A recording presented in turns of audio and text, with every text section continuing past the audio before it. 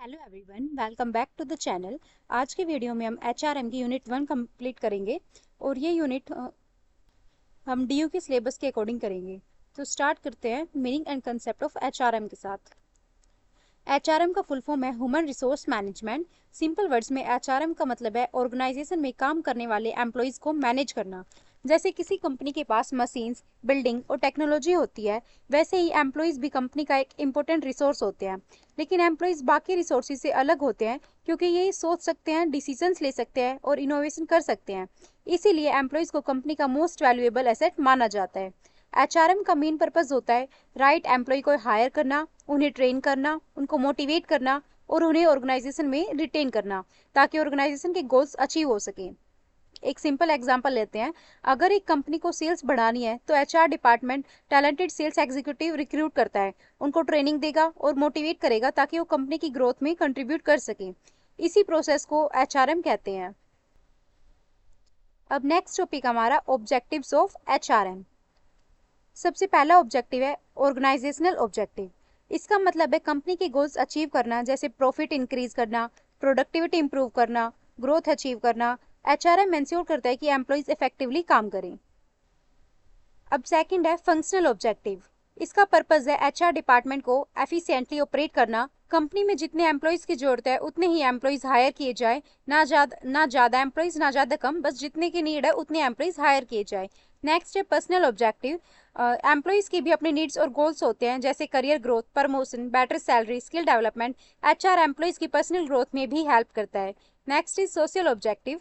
Company को society और government के रूल्स फॉलो करने होते हैं, जैसे labour law, employee safety, equal opportunities. HRM ensure करता है कि ऑर्गेनाइजेशन सोशली रिस्पॉन्सिबल बिहेव करे। अब नेक्स्ट टॉपिक हमारा सिग्निफिकेंस और importance of HRM. So first है proper utilisation of human resources. HRM employees को उनकी स्किल्स के अकॉर्डिंग जॉब्स असाइन करता है। फॉर एग्जांपल, मार्केटिंग स्किल वाले एम्प्लॉय को मार्केटिंग डिपार्टमेंट में रखा जाएगा, अकाउंटिंग वाले एम्प्लॉय को अकाउंट्स डिपार्टमेंट में। इससे एफिशिएंसी बढ़ती है। नेक्स्ट है improves employ performance. HRM training और डेवलपमेंट प्रोवाइड करता है। ट्रेनिंग से एम्प्लॉयज की स्किल्स इंप्रूव होती है। इसका रिजल्ट आता है कि प्रोडक्टिविटी और परफॉर्मेंस दोनों इंप्रूव होती है। नेक्स्ट है employ motivation. HRM incentives, bonus और प्रमोशंस प्रोवाइड करता है। जब एम्प्लॉयज को रिवॉर्ड मिलता है तो वो और बेटर परफॉर्म करते हैं। Next is reduce employ turnover. अगर एम्प्लॉय सेटिस्फाइड होते हैं तो वो कंपनी नहीं छोड़ते। एचआरएम एम्प्लॉय सेटिस्फैक्शन इंक्रीज करके टर्नओवर रिड्यूस करता है। Better industrial relations. HRM management और एम्प्लॉय के बीच हेल्थी रिलेशनशिप मेंटेन करता है। इससे डिस्प्यूट और स्ट्राइक कम होते हैं। Next is organizational growth. Skilled और मोटिवेटेड एम्प्लॉयज कंपनी को ग्रो करने में हेल्प करते हैं। Legal compliance. एचआरएम इंश्योर करता है कि कंपनी लेबर लॉज फॉलो करे, जैसे minimum wages, working hours, employee benefits. Competitive advantage. आज के टाइम में टैलेंट ही सबसे बड़ा कॉम्पिटिटिव एडवांटेज है। जिस कंपनी के पास बेटर एम्प्लॉयज होते हैं वो मार्केट में बेटर परफॉर्म करती है। अब नेक्स्ट टॉपिक हमारा role of HR manager. HR manager organization और एम्प्लॉयज के बीच ब्रिज जो एचआर मैनेजर होता है वो ऑर्गेनाइजेशन और एम्प्लॉयज के बीच एक ब्रिज का काम करता है। उसकी रिस्पॉन्सिबिलिटी होती है एम्प्लॉयज को मैनेज करना और ऑर्गेनाइजेशन के ऑब्जेक्टिव्स को अचीव करना। Strategic role. HR manager future planning में पार्टिसिपेट करता है। ये डिसाइड करता है कि फ्यूचर में कितने एम्प्लॉयज की रिक्वायरमेंट होगी। इससे मैन पावर प्लानिंग होती है।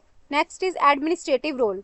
डेली एचआर एक्टिविटीज को मैनेज करना, जैसे अटेंडेंस, पेरोल, एम्प्लॉय रिकॉर्ड्स, ये सब एडमिनिस्ट्रेटिव रोल का पार्ट है। Next is employee advocate role. HR manager employees की प्रॉब्लम सुनता है, उनके ग्रीवेंसेस सॉल्व करता है और इंश्योर करता है कि एम्प्लॉयज के साथ फेयर ट्रीटमेंट हो। Next is change agent role. Organization में चेंजेस आते रहते हैं, जैसे न्यू टेक्नोलॉजी, न्यू पॉलिसीज और रिस्ट्रक्चरिंग। एचआर मैनेजर एम्प्लॉयज को इन चेंजेस के लिए प्रिपेयर करता है। Next is counsellor role. कई बार एम्प्लॉय स्ट्रेस या पर्सनल इश्यूज फेस करते हैं। एचआर मैनेजर्स उनको गाइडेंस और काउंसलिंग प्रोवाइड करता है। Next is compliance role. HR manager ensure करता है कि कंपनी लीगल रूल्स और लेबर लॉज फॉलो करे। अब नेक्स्ट टॉपिक हमारा functions of HR manager. HR manager के फंक्शंस दो कैटेगरीज में डिवाइड होते हैं, managerial function and operative functions. तो मैनेजरियल फंक्शन से स्टार्ट करते हैं। इसमें फर्स्ट है planning. Future man power requirement decide करना। फॉर एग्जांपल, कंपनी को नेक्स्ट ईयर 50 एम्प्लॉयज हायर करने हैं या नहीं करने। ऑर्गेनाइजिंग रिस्पॉन्सिबिलिटीज और रिसोर्सेज को अरेंज करना। डायरेक्टिंग एम्प्लॉयज़ को गाइड और मोटिवेट करना। Next is controlling, performance monitor करना और डेविएशंस करेक्ट करना। अब सेकंड है हमारा ऑपरेटिव फंक्शंस। इसमें फर्स्ट है प्रोक्योरमेंट फंक्शन, एम्प्लॉय को रिक्रूट और सेलेक्ट करना, यानी राइट पर्सन को जॉब देना। सेकंड है डेवलपमेंट फंक्शन, ट्रेनिंग और डेवलपमेंट प्रोवाइड करना। नेक्स्ट है compensation function, salary, wages, incentives और बोनसेस प्रोवाइड करना। Next is integration function, employees और मैनेजमेंट के बीच कोऑर्डिनेशन मेंटेन करना। And next is maintenance function, employees welfare और सोसाइटी एंश्योर करना, एम्प्लॉय वेलफेयर और सेफ्टी एंश्योर करना। Next is separation function, employee exit को मैनेज करना, जैसे रिटायरमेंट, रेजिग्नेशन। नेक्स्ट टॉपिक हमारा वर्क प्लेस डाइवर्सिटी।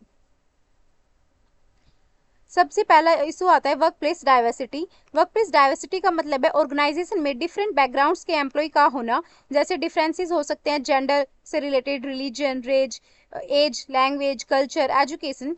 अब इसके कुछ बेनिफिट्स भी हैं, जैसे better creativity, different viewpoints और क्रिएटिविटी और इनोवेशन बढ़ते हैं, डिसीजन मेकिंग बेटर होती है, कंपनी को लार्जर टैलेंट पूल मिलता है। लेकिन कुछ चैलेंजेस भी हैं। फर्स्ट, कभी कभी जो है कम्युनिकेशन प्रॉब्लम्स और कल्चरल कॉन्फ्लिक्ट्स भी हो सकते हैं, इसलिए एचआर को डाइवर्सिटी मैनेजमेंट करना पड़ता है। अब नेक्स्ट टॉपिक हमारा एम्प्लॉय एम्पावरमेंट। एम्प्लॉय एम्पावरमेंट का मतलब है एम्प्लॉयज को अथॉरिटी और डिसीजन मेकिंग पावर देना, यानी एम्प्लॉयज को अपना काम इंडिपेंडेंटली करने की फ्रीडम देना।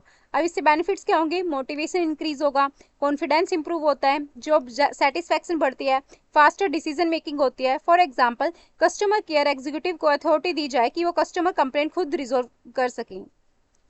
अब नेक्स्ट टॉपिक हमारा डाउन साइजिंग। डाउन साइजिंग का मतलब है वर्क फोर्स को रिड्यूस करना। कंपनी कॉस्ट रिड्यूस करने के लिए एम्प्लॉयज की संख्या कम करती है। Reasons: financial losses, automation, recession, organizational restructuring. अब इसकी कुछ एडवांटेजेस है कि कॉस्ट रिड्यूस होती है और एफिशिएंसी इंप्रूव होती है, और डिसएडवांटेजेस है एम्प्लॉय मोरल डाउन हो सकता है, जॉब इनसिक्योरिटी बढ़ सकती है। अब नेक्स्ट टॉपिक हमारा वॉलंटरी रिटायरमेंट स्कीम। वीआरएस का मतलब है वॉलंटरी रिटायरमेंट स्कीम। इसमें एम्प्लॉयज वॉलंटरी रिटायरमेंट चूज करते हैं और कंपनी उन्हें कंपनसेशन देती है। इसको कॉमनली गोल्डन हैंडशेक भी कहा जाता है। इसका पर्पस होता है सरप्लस एम्प्लॉय को रिड्यूस करना और लेबर कॉस्ट कम करना। अब इसके बेनिफिट्स: कंपनी का कॉस्ट जो है वो रिड्यूस होता है, एम्प्लॉय को लमसम अमाउंट मिल जाता है। अब नेक्स्ट टॉपिक हमारा work life balance. Work life balance का मतलब है प्रोफेशनल लाइफ और पर्सनल लाइफ के बीच प्रॉपर बैलेंस मेंटेन करना। इसकी इंपॉर्टेंस हो जाएगी, अगर बैलेंस मेंटेन रहे तो स्ट्रेस कम होता है, प्रोडक्टिविटी बढ़ती है, जॉब सेटिस्फैक्शन इंप्रूव होता है। अब क्या क्या मेथड्स है जिनसे वर्क लाइफ बैलेंस मेंटेन रह सकता है?